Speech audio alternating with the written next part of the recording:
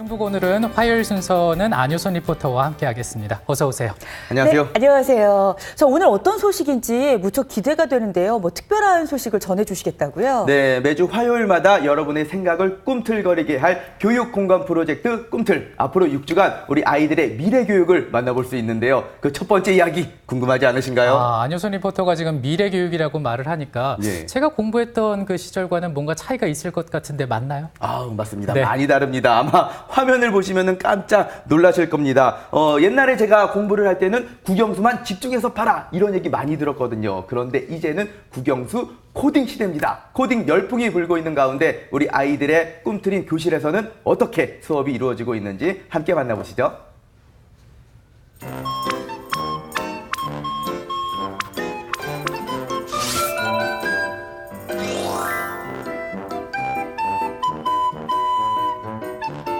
여러분 안녕하십니까. 척척박사 안박사의 알쓸 신잡 시간입니다. 똑똑해 보이죠? 하버드와 오랜만에 예일대의 보네요. 학생신문에 따르면 최근 수년째 가장 인기 있는 강의가 코딩을 중심으로 한 컴퓨터 과학 입문 과정이라고 하는데요. 더 놀라운 사실은 이 수업에 참여하는 70%가량이 프로그래밍을 한 번도 해본 적이 없는 비전공자라는 사실입니다.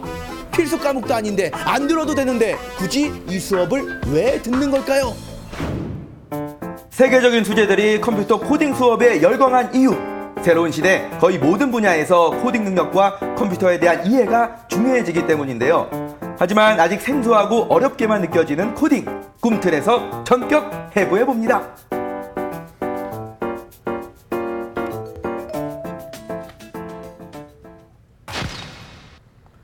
교실 현장에서 이루어지는 코딩 교육을 엿보기 위해 찾아간 곳은 충북의 코딩 교육 선도학교 청주 낭성초.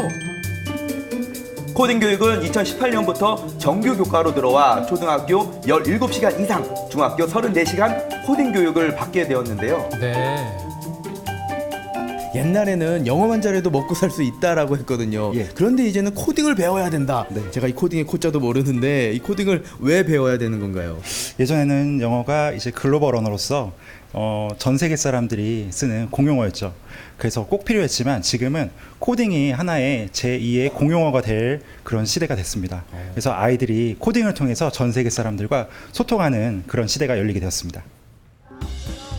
영어만 배우기도 벅찬데 제2의 영어까지 배워야 한다니 막막하시다고요? 걱정 마세요. 요즘 아이들이 열광하는 드론으로 재미있게 코딩을 배울 수 있거든요. 저 드론으로 코딩을 배운다는 거군요. 맞습니다. 의아하시죠? 저도 잘 이해가 안 갔습니다.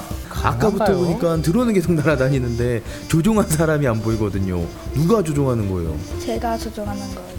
직접 조종을 한다고요? 네.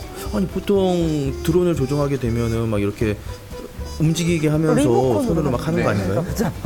근데 이거는 프로그램으로 짠 다음에 코딩대로 나는 거예요. 아, 프로그램을 짜서 입력을 하게 되면은 그대로 움직이게끔 되는 거예요? 네. 이렇게 조종을 안 해도? 네. 스마트카의 핵심 기술인 자율주행 시스템과 비슷한 원리라고 보면 되는데요. 아이들이 입력한 코딩 값대로 움직여 목표 지점에 도달하는 드론. 이 놀라운 광경을 유심히 지켜보고 있는 이들이 있었는데요. 외국인들인가 보군요. 네. 지금 많은 외국 분들이 앉아 계시는데 이분들은 어디서 오신 분들인가요? 네, 우리 충청북도 교육청에서는 2012년부터 8년째 교류 협력을 맺은 파라가이 선도 교원들입니다. 초청 연수로 파라가이 선도 교원들이 20명이 와서 교육 정보화 연수에 참여하고 있습니다. 지구 정반대편에서 한국의 IT 코딩 교육을 배우기 위해 온 교원 연수단. 4차 산업혁명 시대에 가장 많이 언급되는 두 가지 키워드, 코딩과 드론을 결합한 수업은 파라과이 교원들에게도 새롭고 흥미롭습니다. 저희도 Sí, 신기합니다. me sentí muy emocionada, muy asombrada, porque estas técnicas en Paraguay, estas técnicas de enseñanza aún no se utilizan y con lo que aprendí hoy voy a enseñar desde mi materia que es Historia y Geografía una nueva manera de que los alumnos conozcan el mundo.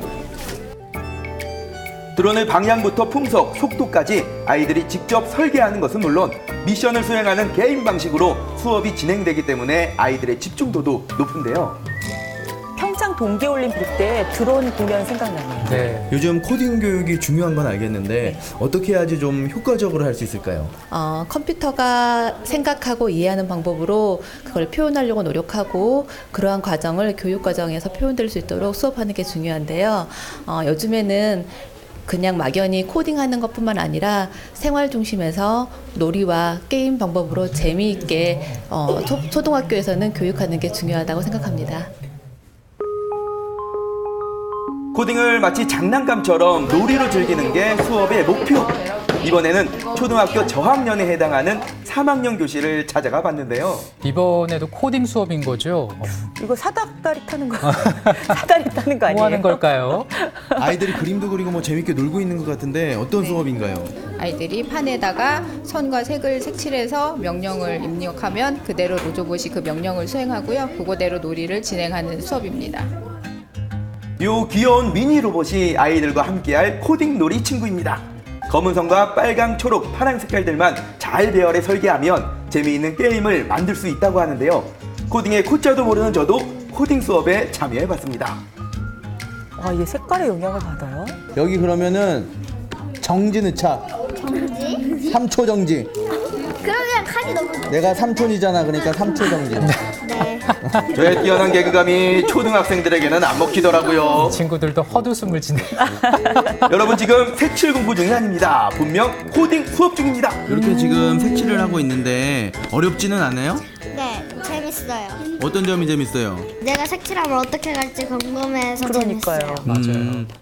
맞아요. 자, 검은 선을 따라 움직이는 로봇들 보이시죠? 내가 설계한 대로 로봇이 움직인다니! 잘못된 부분은 스스로 찾아서 보완하며 점점 더 게임의 완성도를 높여가는데요. 색에 입력된 명령어를 어떻게 배열하느냐에 따라 술래잡기, 사다리 게임 등의 놀이를 즐길 수 있답니다. 저희 구현되는 게 보면 정말 신기할 것 같아요, 진짜. 아이들이 이 수업을 통해서 좀 많은 것들을 얻을 것 같은데 네네. 어떤 장점들이 있나요? 네, 저희 이 코딩 로봇을 사용해서 요것만 하는 것보다는 이제 별도의 시간이 없는 경우에는 다른 교과랑 융합해서 같이 하기도 해서 색깔을 인식하는 로봇이라 미술 같은 것도 같이 할 수도 있고요. 그다음에 3학년 같은 경우는 사회에 우리 고장, 우리 마을 이런 거 지도 그리기 이런 것도 나오거든요. 그런 걸 같이 그려서 길 찾아가는 활동을 할 수도 있고 그래서 여러 가지 더 흥미롭고 즐겁게 수업을 할 수 있습니다. 이번에는 고학년 형님들의 수업을 엿볼까요? 자, 여러분들 이번 시간에는 코딩 로봇을 활용해서 프로그램을 짜보도록 하겠습니다. 뭔가 고품격 아닐까 싶은데요. 이번 시간에는 이른바 블럭형 프로그래밍을 아이들이 체험해 볼 건데요. 블록을 조립하듯 명령어를 손쉽게 가져다 프로그램을 만드는 것이 특징입니다. 로봇 아주 방금 예쁘게 전에는 제가 생겼습니다. 작은 코딩 로봇을 보고 왔거든요. 근데 여기 코딩 로봇은 조금 더 커졌어요. 어떤 수업이 이루어지고 있나요? 네, 지금은 피지컬 컴퓨팅 수업이라고 하는데요. 프로그램을 짠 코딩과 로봇을 결합한 수업입니다. 이 로봇으로는요, 소리, 그리고 방향, 다양한 기능들을 활용할 수 있어서 고학년 수업에 잘 사용되고 있습니다. 코딩 언어라고 하면 프로그래머가 컴퓨터에 입력하던 암호 같은 문자를 떠올리실 텐데요. 이 프로그램에서는 아이들에게 친숙한 블록으로 쉽고 재미있게 코딩을 할 수 있습니다. 정말 프로그래머나 과학자만이 할 수 있는 것이라고 생각했는데 내가 코딩한 대로 로봇이 움직인다니 아이들 신날만도 하죠. 진짜 이렇게 하면 과학자 만들어지는 게 그리 어렵지 않겠어요. 현욱이는 지금 어떤 프로그램을 짜고 있는 거예요? 지금 로봇이 눈을 깜빡이는 프로그램을 만든 중이에요. 아이 패턴을 조절해서 네. 만들고 있죠. 아, 눈을 깜빡이고요. 그리고 멋집니다. 그 이후에 또 계속해서 프로그램을 이어서 붙일 수 있는 안효선 거예요. 리포터 닮았는데 아, 그런가요? 어떻게 그러면 아주 또 만들고 똑똑하군요. 네. 저는 이거 버튼과 연결해서 버튼을 누르면 눈이 깜빡이는 등의 모션도 구현해보고 싶어요. 저 친구가 영재라고 합니다. 벌써 다르네요. 이번에는 로봇을 움직이는 것뿐만 아니라 장애물을 피해서 길을 찾아가는 미션이 주어졌는데요. 아이들은 이런 과정을 통해 내가 만들고 싶은 프로그램을 명확히 구현할 수 있는 논리적인 방법들을 찾아갑니다. 이렇게 문제 해결을 하면서 코딩 언어를 익히는 거죠.